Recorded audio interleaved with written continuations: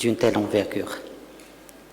Qui mieux que le pays qui se situe à la croisée des cultures, des continents et des civilisations, pour accueillir un débat ancré dans l'histoire, résolument tourné vers l'avenir et authentiquement axé sur le partage.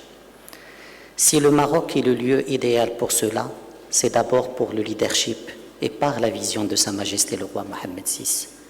Les principes d'ouverture et de tolérance, les valeurs de paix et de vivre ensemble font pour ainsi dire partie de l'ADN du royaume. Et qui mieux pour incarner cet esprit d'ouverture et de brassage que Tanger? Tanger, qui sous l'impulsion du souverain s'est agrandi, s'est modernisé et s'est ouverte encore plus sur le monde sans jamais perdre son âme. Il n'est pas anodin donc que ce soit Tanger qui nous accueille. Entre deux continents, entre deux rives, entre deux mers, Tanger a toujours été le carrefour, le trait d'union. Il a toujours gardé les yeux rivés sur l'horizon et l'âme ouverte à l'autre. C'est d'ici qu'Ibn Battuta est parti à la découverte du monde. Et c'est ici que Matisse et Delacroix sont venus trouver l'éclat de lumière et l'éclair de génie. Sans doute pourrions-nous nous aussi y trouver l'inspiration nécessaire pour une réflexion lucide et féconde. Et c'est là l'une des vocations du projet Aladdin. Le projet Aladdin a une utilité forte dans l'une des expressions et l'organisation de ce genre de réunion. Mais son action, je suis sûr, va au-delà et son impact peut aussi être plus profond. En effet, chers Léa Pizarre, chers amis, l'engagement du Maroc aux côtés du projet Aladdin est un engagement de la première heure. En 2009 déjà, lors du lancement du projet, Sa Majesté le roi Mohammed VI, dans son message aux participants, nommait l'indicible avec courage et rejetait le négationnisme avec vigueur. Depuis, le Maroc n'a cessé de soutenir le projet Aladdin, y compris en restant fidèle à son esprit et actif au sein de son conseil d'administration. Et je salue à cet égard l'engagement discret mais efficace de M. André Azoulay, conseiller de Sa Majesté le roi, qui incarne cet esprit d'Aladin.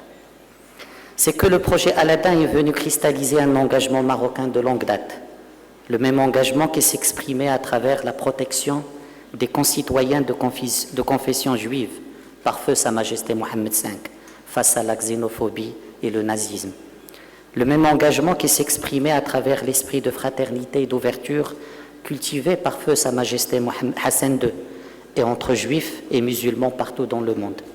Et le même engagement qui s'exprime aujourd'hui et depuis plus de 2 décennies à travers l'engagement de Sa Majesté le roi Mohammed VI pour intégrer l'affluent hébraïque dans la constitution marocaine, valoriser et sauvegarder le patrimoine juif national.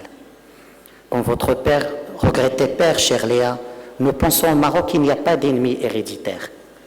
Comme vous, nous savons au Maroc que l'éducation ouvre à la tolérance. Et comme vous, nous défendons au Maroc l'histoire commune, pas dans ses déclinaisons partielles ou parcellaires, mais dans sa mémoire élevée qui appartient à nous tous. Et Sa Majesté le roi l'a dit en 2009, et je cite, « Nous devons partir ensemble à la reconquête de la raison et des valeurs qui fondent la légitimité d'un espace de convivialité où les mots dignité, justice et liberté auront à s'exprimer de la même façon et à se conjuguer avec les mêmes exigences, quelles que soient nos origines, nos cultures et nos spiritualités. » Fin de citation.